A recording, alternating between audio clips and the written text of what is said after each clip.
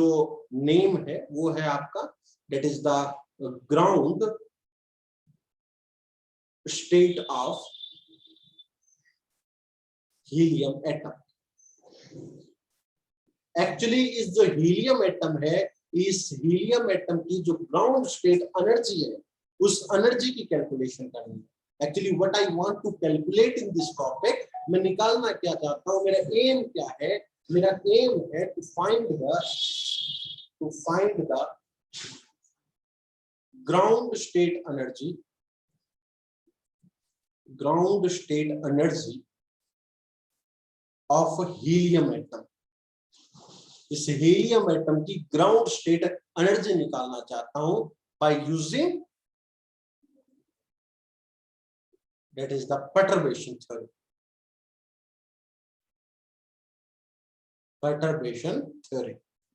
मैं देखूंगा कि इसमें कौन सी थ्योरी एप्लीकेबल है, मैं डिजर्नेट थ्योरी लगाऊं, मैं नॉन डिजर्नेट थ्योरी लगाऊं, मैं क्या करूं, ये सारी चीजों को मैं वन बाय वन देखूंगा और फिर हम काम करना प्रारंभ करेंगे। तो टॉपिक को समझने से पहले मैं आपको ये बात और बता देना चाहूं कि हम यहाँ पर सिर्फ हीलियम एटम की बात नहीं करेंगे। एक्चुअली मैं हर एक हीलियम लाइक एटम की बात करूंगा। अब मैं अगर छोटी सी बात कहूं कि मैं हर एटम की स्टडी करूंगा जो हीलियम लाइक होगा, हीलियम लाइक एटम। अब आप कहोगे सर हीलियम लाइक एटम क्या होता है? बेटा हीलियम लाइक एटम होता है जिस एटम के पास 2 इलेक्ट्रॉन है। हाइड्रोजन के पास इलेक्ट्रॉन कितना होता है बेटा? 1 इलेक्ट्रॉन होता है। हीलियम लाइक एटम के पास कितने इलेक्ट्रॉन होते हैं बेटा? 2 इलेक्ट्रॉन्स होते हैं, हैविंग 2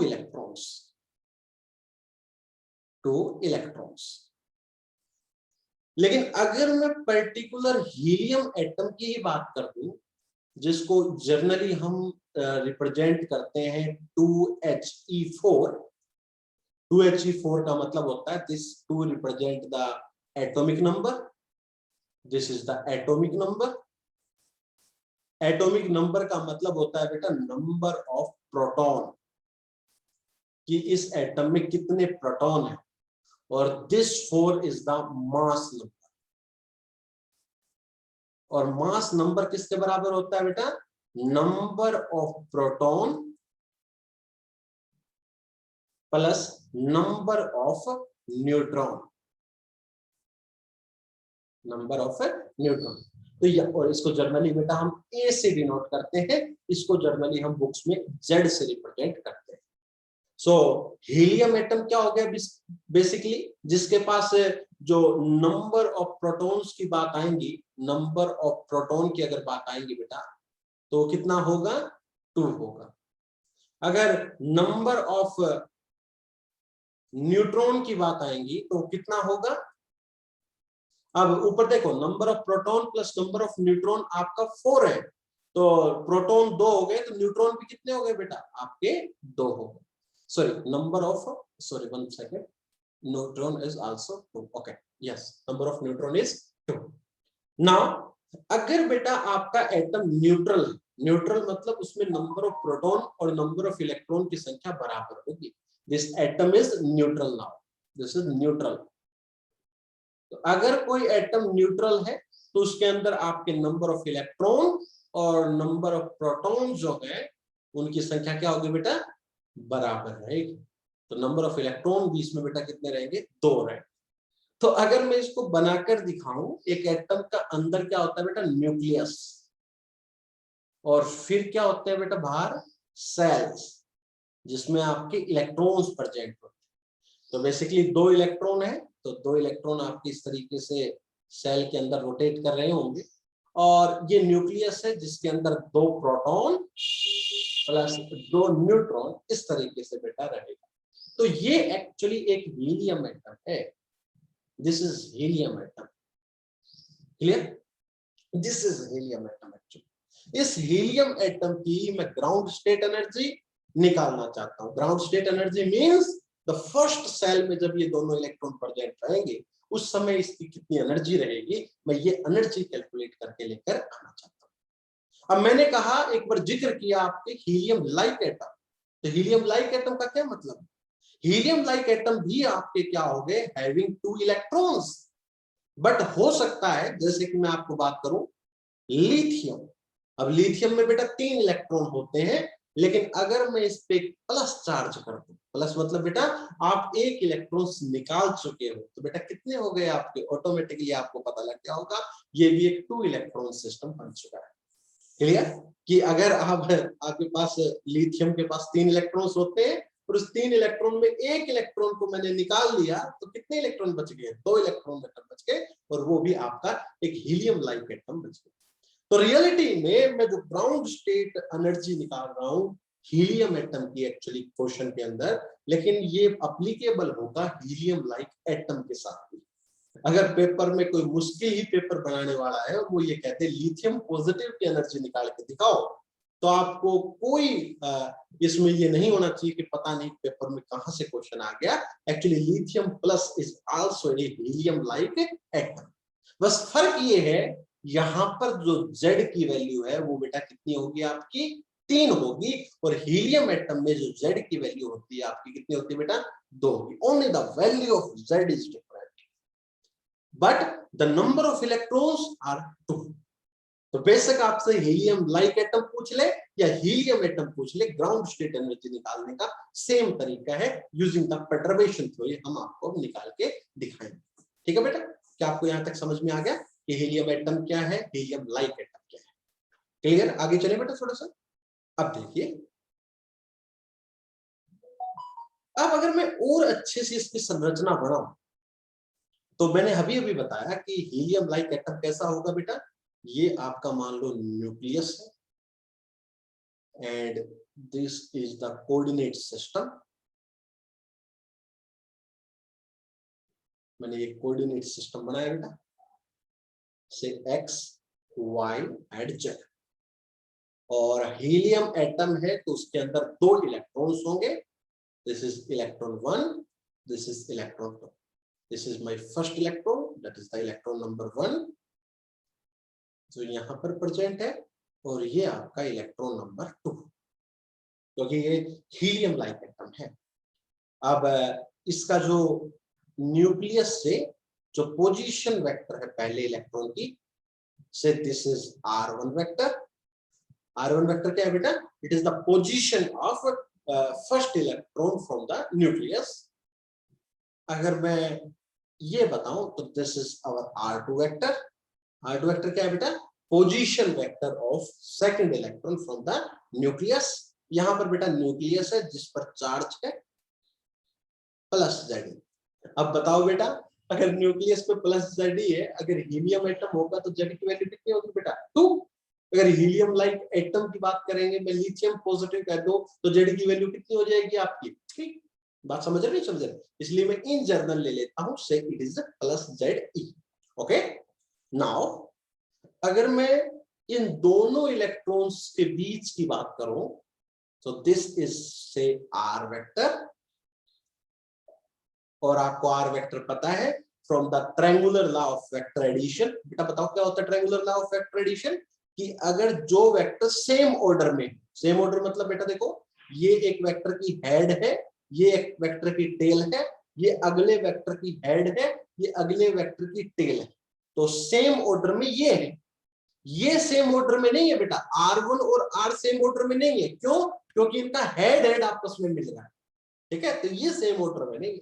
तो triangular law of vector addition कहता है जो सेम ऑर्डर में है, जैसे R2 प्लस R1, उनका सम बराबर होता है जो अपोजिट ऑर्डर में है। ऑर्डर में कौन है बेटा, R1। तो यहां से मैं R वेक्टर निकाल लिया, कितना बेटा, R1 माइनस R2। इसका भी मैं इस्तेमाल करूंगा, खूब ढेर सारा इन चीजों का इस्तेमाल किया जाएगा। अगर एक एक चीज को हम लिखते हैं, what is R1, R1 vector क्या है बेटा, it is the position vector of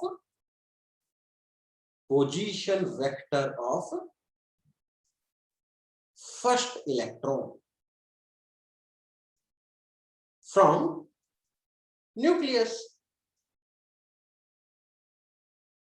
अगर मैं R2 वेक्टर की बात करूं तो ये क्या है, it is the position vector of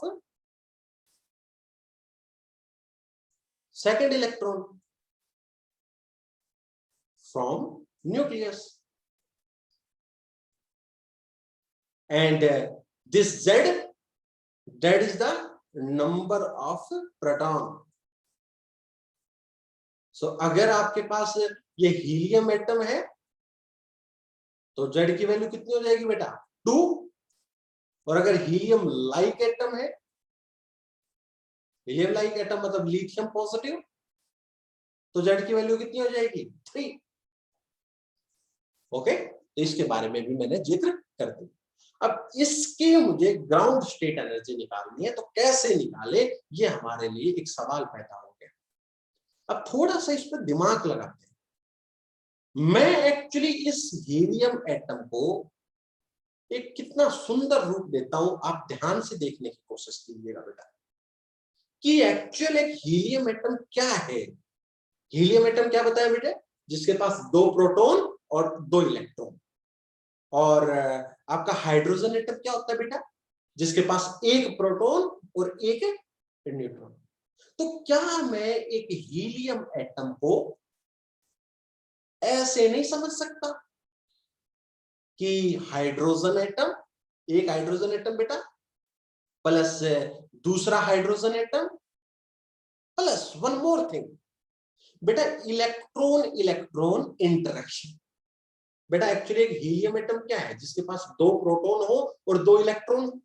और आपका हाइड्रोजन एटम क्या होता है, जिसके पास 1 प्रोटॉन हो और 1 इलेक्ट्रॉन हो. तो हीलियम एटम क्या है, एक्चुअल में 2 हाइड्रोजन एटम प्लस एक चीज एक्स्ट्रा है क्या, कि जब ये दोनों हाइड्रोजन एटम साथ है तो इनके बीच में इलेक्ट्रॉन और इलेक्ट्रॉन की इंटरेक्शन भी साथ है. तो one more thing, that is the electron electron interaction. Actually, this is the most important part of this whole term. कि एक हीलियम एटम को मैं ट्रीट कर सकता हूं कि 2 hydrogen atoms plus electron electron interaction. This is the most important thing. Clear बेटा, बताओ आपको ये चीज समझ में आ रही है क्या? हाँ जी, एक बच्चा अनम्यूट करके बताए मुझे कि आपको आवाज क्लियर है, सब कुछ क्लियर है बेटा? Yes sir. Okay okay. So इस तरीके से हम समझ सकते हैं कि 2 hydrogen atom plus electron electron interaction. अब बेटा ध्यान से सुनने की कोशिश करना.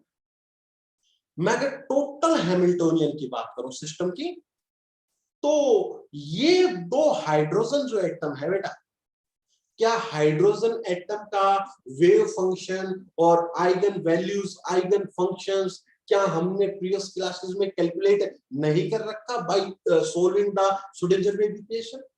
इवन आपके पूरा टॉपिक बनता था हाइड्रोजन एटम का. तो वो सोल्वेबल है, मतलब वो एक आइडियल सिस्टम है. तो मैं कह सकता हूं कि ये 2 हाइड्रोजन हाइड्रोजन एटम क्या बनाते हैं बेटा, एक H0 बनाते हैं, आइडियल सिस्टम बनाते हैं. और ये जो इलेक्ट्रॉन इलेक्ट्रॉन इंटरेक्शन है, ये हमारी क्या बनाती है बेटा, जो पर्टर्बेशन का कारण बनती है, वो हमारी H डैश बनती है. तो क्या ये पर्टर्बेशन थ्योरम वाली बात नहीं होगी? The total Hamiltonian of the system is the Hamiltonian of the unperturbed system plus Hamiltonian due to the perturbation. This H0 is the ideal system. Hydrogen atom का मुझे पता है बेटा सब कुछ. मुझे आइगन वैल्यूज आइगन फंक्शन मैंने निकाली है कभी ना कभी, मुझे पता है, नोन है वो चीजें. लेकिन हीलियम की निकालनी है. और हीलियम और हाइड्रोजन में क्या फर्क है बेटा, सिर्फ ये इलेक्ट्रॉन इलेक्ट्रॉन इंटरेक्शन का फर्क है. और इसी को हम क्या कहते हैं बेटा, perturbation. So a helium atom can be written as this H. This is H. H का मतलब क्या है? This H is the Hamiltonian of the perturbed system. हमारे पास सिस्टम क्या है बेटा फिलहाल, हीलियम एटम. और मैंने क्या कहा, हीलियम एटम को किस तरीके से समझ सकते हैं, 2 hydrogen atom plus electron electron interaction. ये क्या बना फिर, Hamiltonian of the unperturbed system. Unperturbed hydrogen atom का बेटा मुझे पता है, अनपर्टर्ब्ड सिस्टम या आइडियल सिस्टम. और ये क्या है बेटा, Hamiltonian due to interaction. that due to perturbation, due to perturbation. बताओ बेटा, क्या आपको ये चीजें समझ में आ रही हैं? बताओ प्लीज, यहां तक क्लियर है सभी को? हाँ जी, यस सर। अब देखो, सो क्लियर बात हो गई बेटा कि एक हीलियम एटम को मैंने समझा एक हाइड्रोजन एटम प्लस दूसरा हाइड्रोजन एटम प्लस बेटा इलेक्ट्रॉन इलेक्ट्रॉन इंटरेक्शन। अब देखिएगा, मीन्स इसके हैमिल्टोनियन को मैं अगर H से रिप्रेजेंट कर रहा हूं तो ये हैमिल्टोनियन मेरा H नोट बना और ये मेरा क्या बना बेटा H dash. Now let's calculate H note and H dash. लोग करते हैं कैलकुलेट बेटा। अब हैमिल्टोनियन हाइड्रोजन एटम का कैसे लिखा जाए? हैमिल्टोनियन एक्चुअली होता क्या है? Hamiltonian is kinetic energy plus potential energy. अब कहोगे सर काइनेटिक एनर्जी और पोटेंशियल एनर्जी क्या है? एक्चुअली एक हाइड्रोजन एटम क्या है अगर देखा जाए तो, कि ये न्यूक्लियस और उसका एक इलेक्ट्रॉन जो r1 डिस्टेंस पर है बेटा। दूसरा बताना, न्यूक्लियस और एक इलेक्ट्रॉन, ये इलेक्ट्रॉन नंबर 2, ये इलेक्ट्रॉन नंबर 1 जो कितना डिस्टेंस पे बेटा r2 पे है। और ये क्या है बेटा, इलेक्ट्रॉन नंबर 1 और इलेक्ट्रॉन नंबर 2 के बीच में क्या है आपकी इंटरेक्शन। और इनका बीच में सेपरेशन कितना है बेटा r वेक्टर, जिसकी वैल्यू कितनी है r1 माइनस r2। अब एक्चुअल में हम इसका हैमिल्टोनियन कैसे लिखें? इस पहले वाले का कैसे लिखें, दूसरे वाले का हैमिल्टोनियन कैसे लिखें और तीसरे वाले का हैमिल्टोनियन कैसे लिखें, तभी तो बेटा टोटल बनेगा आपका। अब पहले वाले का कैसे लिखे बेटा? हैमिल्टोनियन होता है kinetic energy plus potential energy. Kinetic energy plus potential energy and kinetic energy plus potential energy. या आपका हैमिल्टोनियन मिल गया। या आप ये कह सकते हो ये इलेक्ट्रॉन इलेक्ट्रॉन इंटरेक्शन है ना बेटा, this actually this is electron electron, तो ये क्या बनेगी इंटरेक्शन एनर्जी, इंटरेक्शन एनर्जी। अब देखो बेटा काइनेटिक एनर्जी कैसे रिप्रेजेंट की जाती है बेटा, आपको पता होगा काइनेटिक एनर्जी ऑपरेटर बताया था मैंने, minus h cut square by 2m। अब कहोगे सर m क्या ले, मास किसका ले? अब हम आपको एक बात और बताते हैं बेटा, एक्चुअली ये 2 इलेक्ट्रॉन्स मतलब 2 एटम सिस्टम है बेटा। एक हाइड्रोजन के अंदर 2 पार्टिकल्स है, कौन कौन से?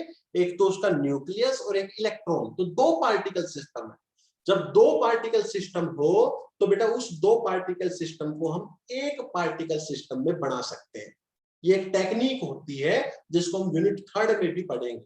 क्या कि हमारे पास अगर कोई 2 बॉडी सिस्टम हो, this is 2 body system, suppose करो इसके बीच में r सेपरेशन है, मास m1 और m2 है मेरे बेटा, तो इस 2 बॉडी सिस्टम को मैं 1 बॉडी में कन्वर्ट कर सकता हूं। ये ओरिजिन हो गया और इस ओरिजिन से ये डिस्टेंस r और ये 1 बॉडी का जो मास है ना बेटा उसको हम रिड्यूस मास कहते हैं। This is reduced mass. What is the value of this mu? Mu is m1 m2 upon m1 plus m2।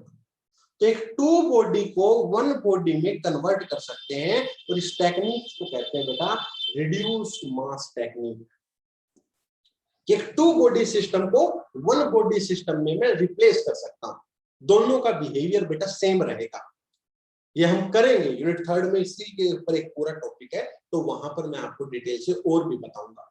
लेकिन फिलहाल के लिए आपके लिए बस ये सफिशिएंट नॉलेज है कि अगर आप कभी 2 बॉडी प्रॉब्लम को 1 बॉडी प्रॉब्लम में कन्वर्ट करना चाहते हो, उस 2 बॉडी को मैं रिप्लेस करवा सकता हूं एक मास से जिसका मास म्यू होगा, और म्यू को हम क्या कहेंगे बेटा रिड्यूस मास कहेंगे, जिसकी वैल्यू कितनी होती है m1 m2 upon m1 plus m।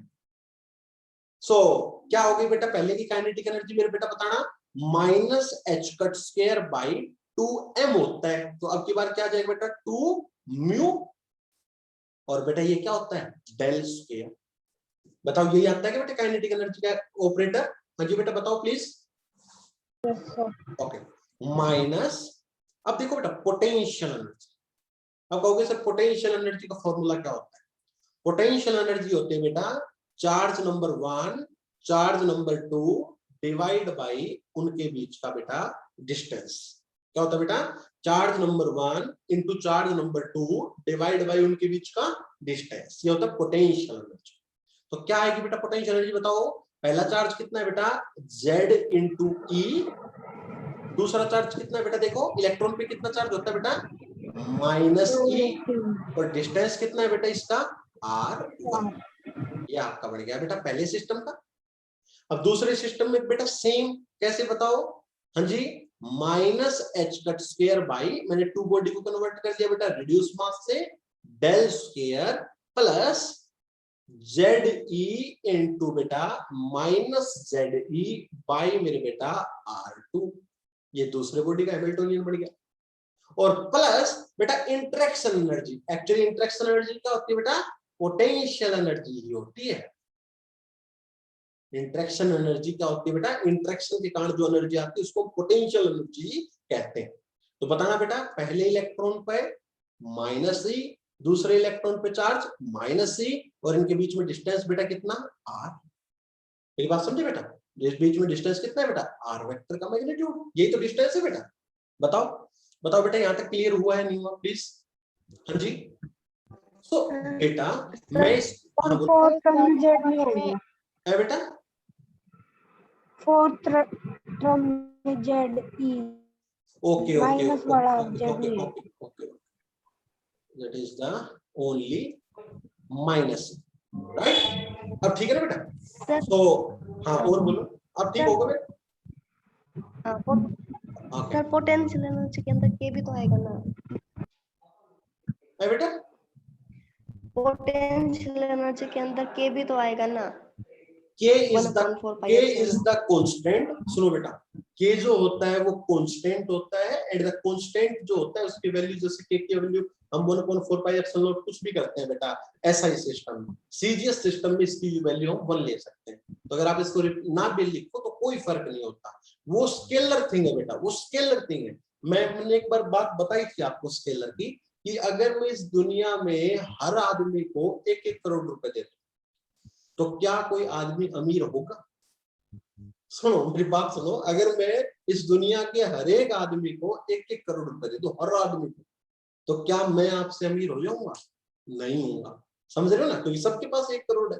तो एक्चुअली जो स्केलर क्वांटिटी होती है, कुछ भी जो स्केलर क्वांटिटी होती है वो बस उसके रेफरेंस को चेंज करने के काम आती है, ठीक है ना? वो उसकी वैल्यूज को एडजस्ट नहीं करती, वो उसके बिहेवियर को चेंज नहीं कर सकती।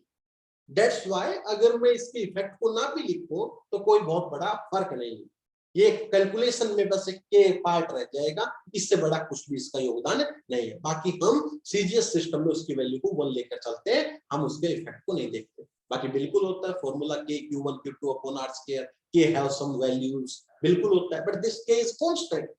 अगर आप इस कांस्टेंट को ना भी लिखो तो कोई इसमें बहुत बड़ा दिक्कत नहीं आएगी, because we want to check the effect of these terms only.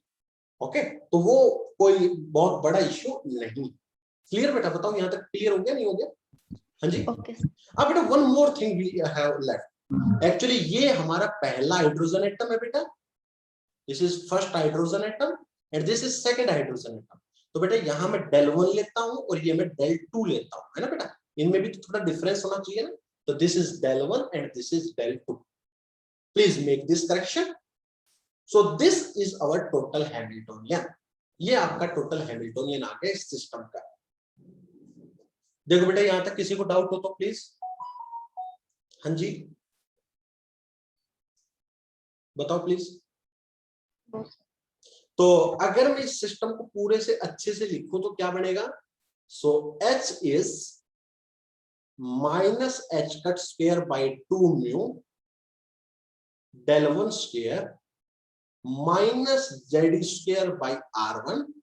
बेटा अगर पूछ ले जेड की वैल्यू हीलियम के लिए क्या रखूं तो आप 2 रख लेना, वो बाद में रख लेंगे, क्योंकि हम एक जर्नल एक्सप्रेशन बना देते हैं फिर मैं कह दूंगा हीलियम है तो Zk2, हीलियम लाइक है, लिथियम प्लस है तो Zk3। तो मैं पहले एक जर्नल रिजल्ट पढ़ा देता हूं, ठीक है। अगला क्या बेटा, minus H cut square by 2 mu del 2 square minus Z square by R2 and last में क्या बचेगा बेटा, शायद ई स्क्वायर अपॉन आर का मैग्नीट्यूड। आर का मैग्नीट्यूड क्या है बेटा, R1 vector minus R2 vector, ये तो मैग्नीट्यूड है बेटा। देखो प्लीज चेक इट। तो ये आपका टोटल हैमिल्टोनियन ऑफ सिस्टम बन गया, जिसमें इस पार्ट को मैं क्या कह रहा हूं बेटा, बताओ जल्दी से। H0 ideal system, hydrogen atoms का, and this is our interaction that is the H dash. तो हमने H0 और H डैश को निकाल के लिया है। क्लियरली हम H0 और H डैश को क्या करके लिया है बेटा, निकाल के लेकर आ गए। बताओ समझ में आया नहीं आया? हाँ जी बताओ please. Yes sir. Okay, yes sir. Now हमारा एम क्या है बेटा, एम तो मेरा कुछ और ही है। एम क्या है, और एम इज हमें ग्राउंड स्टेट एनर्जी निकालनी है ना बेटा। तो हमें क्या निकालनी है, eigen value of ground state of helium atom. Helium atom तो बेटा अगर आपका H note plus H dash है तो बताओ E क्या होगा बेटा, E note plus dash. E dash बेटा। ठीक है, समझे नहीं समझे बेटा? अब कोई पूछे E नोट क्या है बेटा, तो E नोट क्या है, E naught is the eigen value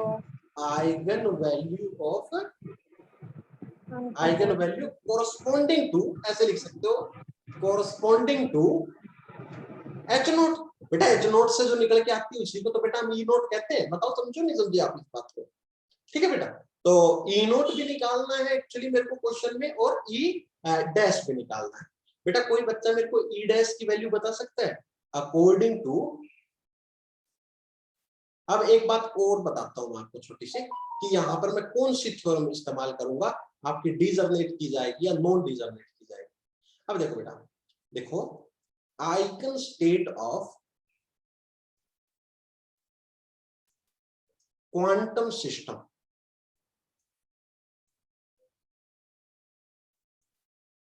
is determined by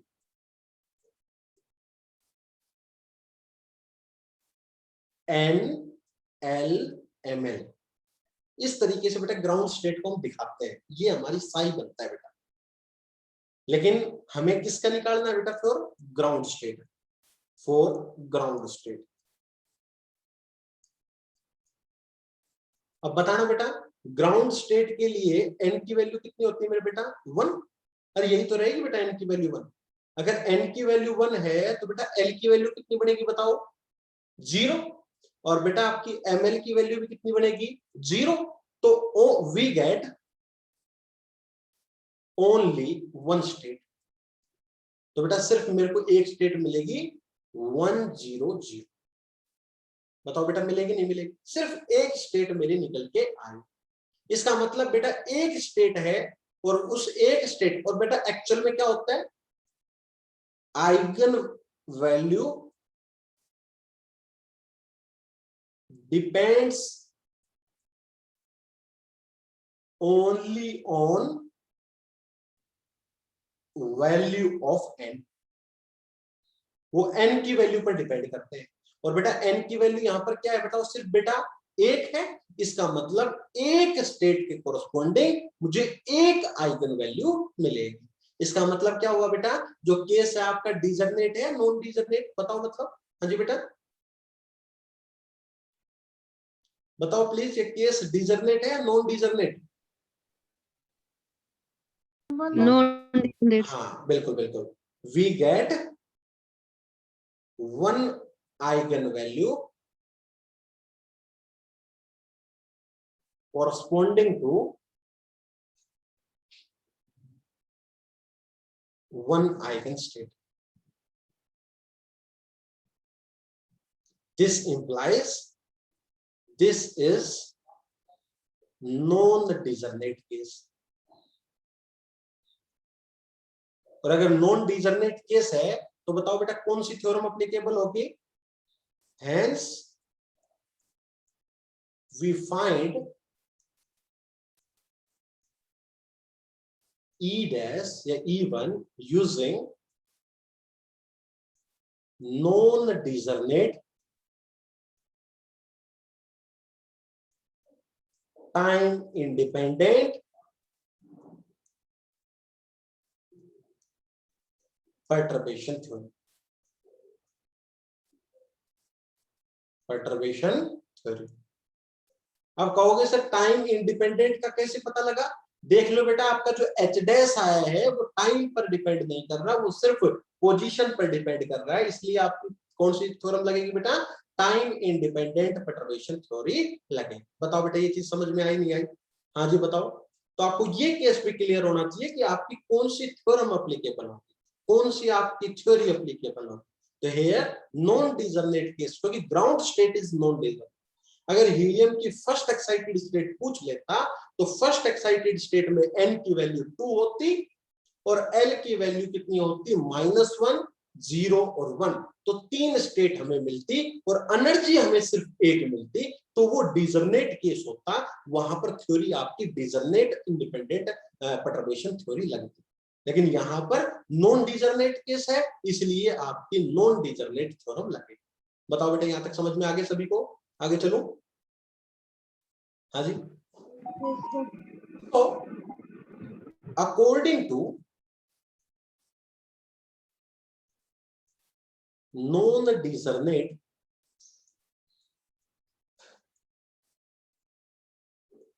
perturbation theory,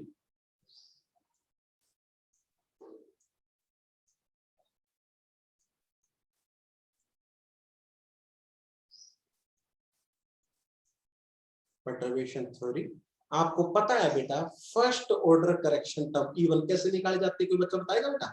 बताओ। Unperturbed psi naught h dash psi naught, या फिर इसको इंटीग्रेशन वाले तरीके से लिख लेता हूं, psi naught star h dash psi naught डेटा। बताओ बेटा यही फार्मूला यूज किया जाता है नहीं किया जाता? बताओ प्लीज। हाँ जी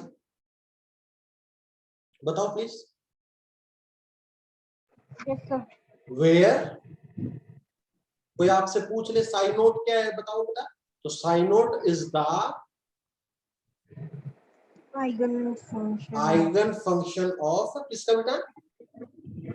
अनपर्टर्ब्ड सिस्टम का। Very good, unperturbed system. तो पहले मेरे को साइन नोट निकाल के लेके आना पड़ेगा, है ना?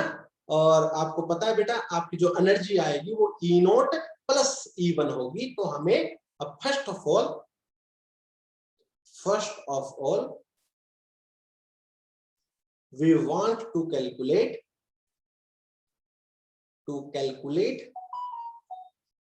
क्या बेटा? Psi naught and E naught, ये दो चीज निकाल के लेके आते हैं। Once we get psi naught, हम इसमें साइन नोट के इंटीग्रेशन में वैल्यू पुट करेंगे, इंटीग्रेशन को सोल्व करेंगे, मुझे E1 मिल जाएगा। तो सबसे पहले मेरा मोटिव है कि मैं साइन नोट और E नोट को कैलकुलेट करके लेके आऊं। अब कहोगे साइन नोट क्या है? साइन नोट आपका अनपर्टर्ब्ड सिस्टम का क्या है बेटा? आपका आइगन फंक्शन है। तो क्या लिखोगे? अब साइन नोट कैसे कैलकुलेट निकलता है बेटा? From the eigen value equation of the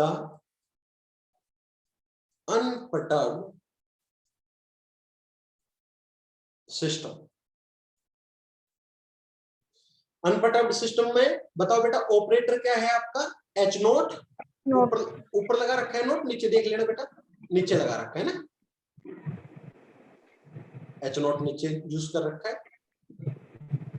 H note और इसका आइगन फंक्शन क्या हो गया बेटा? Psi naught is equal to E naught and psi. ये आपके पास आइगन वैल्यू इक्वेशन बन गई अनपर्टर्ब्ड सिस्टम। अब इसको हम थोड़ा कैलकुलेट करके लेकर आना चाहते हैं, इस साइन नोट की वैल्यू को कैलकुलेट करके लेकर आना चाहते हैं। तो एच नोट मेरा क्या था आपको पता है, minus H cut square by 2 mu del 1 square, बेटा अभी अभी निकाला है हमने, minus Z square by R1 minus H cut square by 2 mu del square minus Z square by R2, ये तो बनेगा। And this is psi naught and this is E naught and again we can say that psi naught. Okay, तो हम इसको थोड़ा सा अच्छे से कैलकुलेट करके लाना चाहते हैं, देखो कैसे कैलकुलेट करें। अब एक्चुअली बेटा जो साइन नोट है, ये साइन नोट दो चीजों से बना हुआ है, हम इसको सेपरेट कर सकते हैं। क्या बेटा, हम लिखेंगे यूजिंग वेरिएबल सेपरेशन,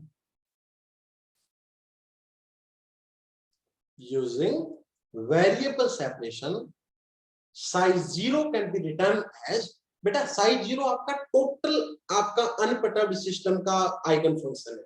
तो आप देखो इस टोटल के अंदर क्या है, मैंने हालांकि पहले चीज बता दी, इस टोटल के अंदर दो हाइड्रोजन एटम है एक्चुअली, एक तो R1 जिसका पोजीशन वेक्टर है, एक R2 जिसका पोजीशन वेक्टर है।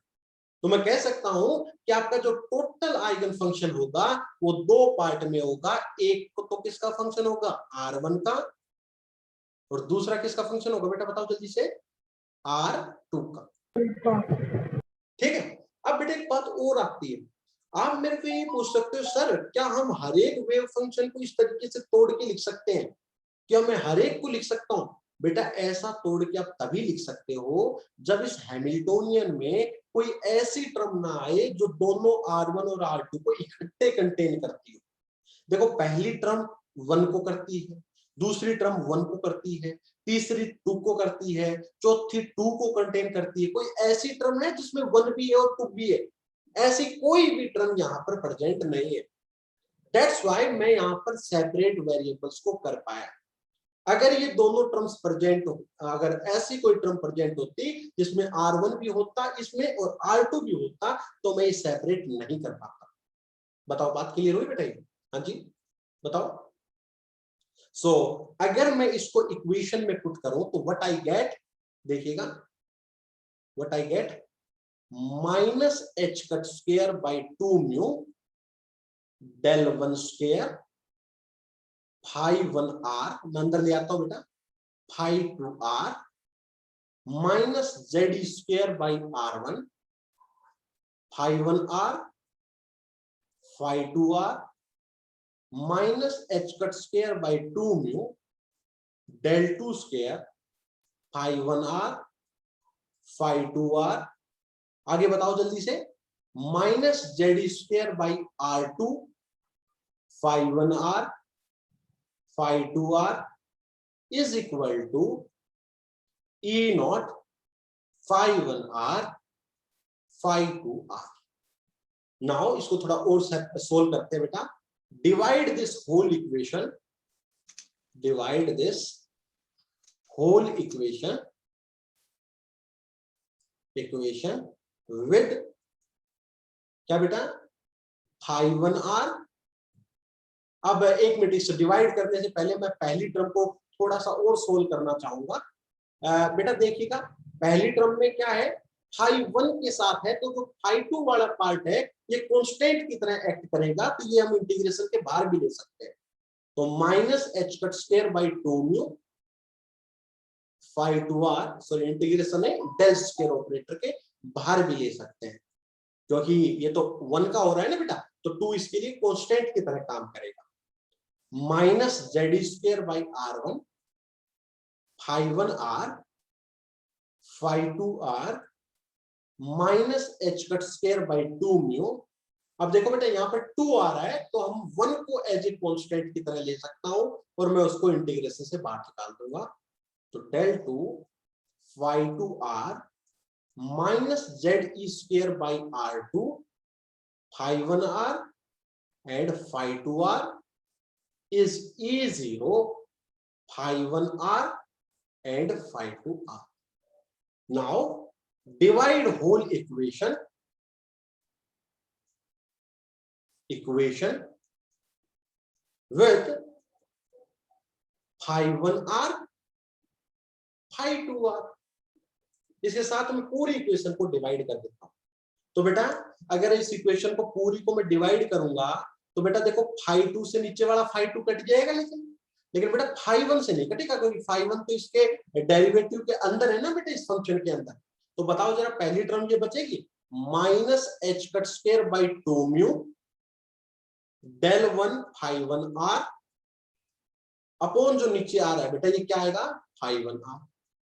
phi 2 से phi 2 कट जाएगा क्योंकि वो इंटीग्रेशन के बाद था। यहां पर दोनों कट जाएंगे बेटा क्योंकि कोई ऑपरेटर तो लग नहीं रहा।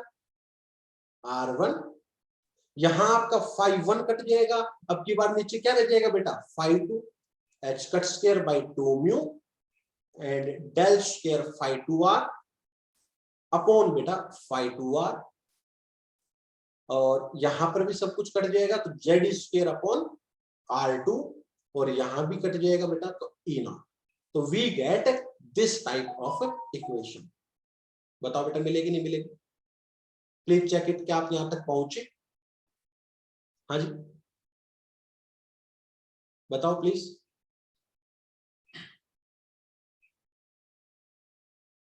बेटा यहां तक पहुंचे क्या? ओके नाउ इसको थोड़ा सा एक काम और कर देता हूं, एक स्टेप आगे बढ़ा के छोड़ देता हूं। Minus H cut square by 2 mu del 1 square phi 1r upon phi 1r minus z square by r1 is equal to, बेटा बाकी टर्म्स को मैं उधर ले जाता हूं तो आपका e0 plus h cut square by 2 mu and this is del 2 phi 2r upon phi 2r plus ZE square by R2। इस तरीके से मैं इस फॉर्म को लिख सकता हूं। अब इसके बाद मैं आपको नेक्स्ट क्लास के अंदर लेके जाऊंगा, थोड़ा सा अच्छा सा काम अभी बच रहा है इसके अंदर बेटा।